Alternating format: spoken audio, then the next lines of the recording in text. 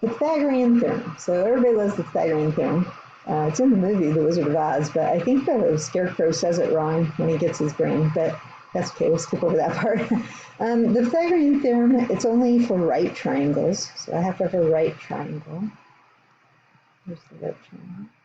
And if I label the sides A, B, and C, then there's a relationship between those three sides of a right triangle, and it says that A squared plus B squared is equal to C squared. And that's the Pythagorean Theorem.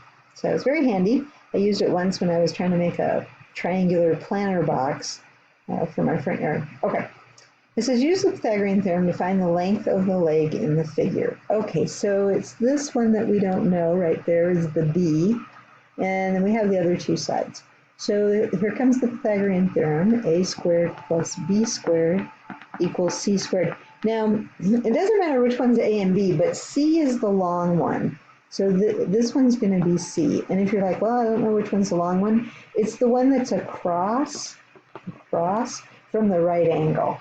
Okay, so that's called the hypotenuse. So that's called the hypotenuse. Okay, so we know A is going to be the 15, C is going to be the 17, and we don't know B. So we'll put everything in our formula that we know. 15 squared plus B squared is equal to 17 squared. Okay, 15 squared, I know that one, it's 225. B squared, I do not know 17 squared. I want to say it's 289, but I'm going to just check. 17 squared, yep, 289, okay. And then I subtract 25 from both sides, 225, sorry. Subtract the 225.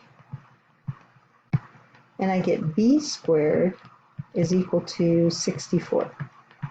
Now, we can think about that equation a little bit. So there's some variable B that if I square it, it'll be 64. And that's what I'm wanting to think of. So the answer is going to be 8.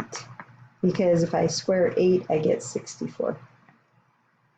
Oh, I need to put no, they didn't tell me if it's measured in inches or feet. So I guess I don't have to put a unit label on it. Okay, B is equal to 8. By the way, the legs of a triangle, a right triangle, so you have the hypotenuse. The other two sides are called legs.